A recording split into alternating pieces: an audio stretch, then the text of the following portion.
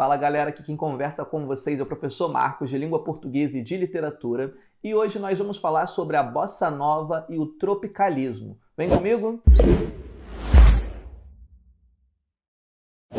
Então galera, na aula de hoje nós vamos trabalhar um pouquinho sobre duas vertentes da nossa literatura, muito mais voltada para a música, tá? Para a musicalidade, para o toque, para a dança, do que efetivamente para a publicação de livros. Ainda assim, são correntes interessantíssimas, principalmente porque são nossas vanguardas, de certa forma, né? Então, assim, nas aulas anteriores nós estudamos as vanguardas europeias, nós falamos do dadaísmo, falamos do cubismo, surrealismo e assim por diante. Vimos lá nas aulas anteriores, por exemplo, que o contexto histórico europeu, a questão das guerras, da crise do capitalismo, das revoluções, como a questão da Revolução Russa, influenciaram a perspectiva das vanguardas, dos movimentos europeus em relação à literatura. No Brasil não poderia ser diferente. É claro que o nosso recorte de tempo é um pouco mais para frente, um pouco mais para o futuro,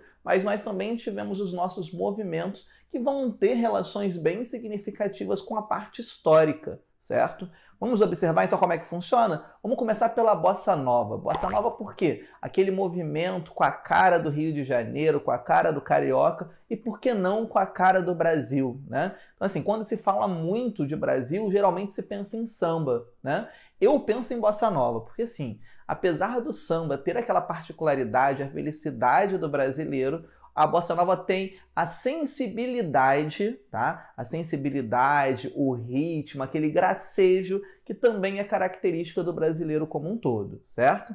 Então vamos lá, começando a observar o contexto histórico. O Brasil, quando tem o surgimento da Bossa Nova, vivia uma época mais tranquila, vamos colocar assim, tá? Mais tranquila entre aspas, porque no Brasil nunca é sempre 100% tranquilo, mas estava mais tranquilo do que normalmente. A gente vai perceber o seguinte, saímos de um governo do Getúlio Vargas, certo? Getúlio Vargas que ali no seu último governo no Brasil teve alguns avanços no campo, por exemplo, da industrialização, do aumento de riquezas e assim por diante. Então o clima já não era um clima ruim. Um pouco depois do Getulhão, quem é que assume o poder? JK, famoso Juscelino Kubitschek, né? Juscelino Kubitschek que muda a cara do país, né? Talvez ele tenha sido aí um dos grandes líderes que passaram por essa nação.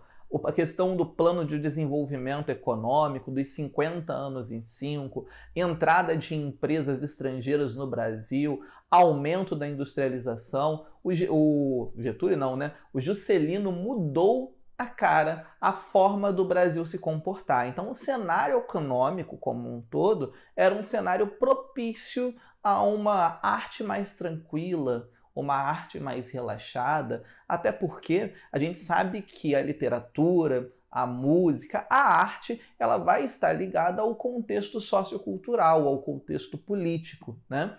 Além disso, nós temos ali também a mudança da capital brasileira. O Brasil, né, deixa de ter Rio de Janeiro como capital e ali a capital ela vai para o centro-oeste brasileiro, Brasília é inaugurado. Então assim, você tem um clima de mudança, um clima de renovação, um clima de grandes perspectivas de enriquecimento do Brasil se tornar uma potência.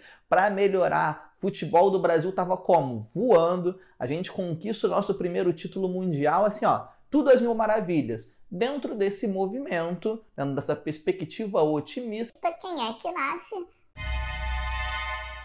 A Bossa Nova, né? A Bossa Nova que tinha uma perspectiva não tão crítica, né? Ela vinha para surfar nessa onda de otimismo. A própria palavra bossa, né? Que tem ali a questão, é uma perspectiva de jeito, trejeito, enfim, demonstrando ali um falar carioca, a Bossa Nova ela vem exatamente para isso. Falar que é um jeito de novidade, uma característica nova. E aonde que essa bossa nova se fortalece muito significativamente? Rio de Janeiro. Por isso que eu falei que a Bossa Nova é a cara do carioca.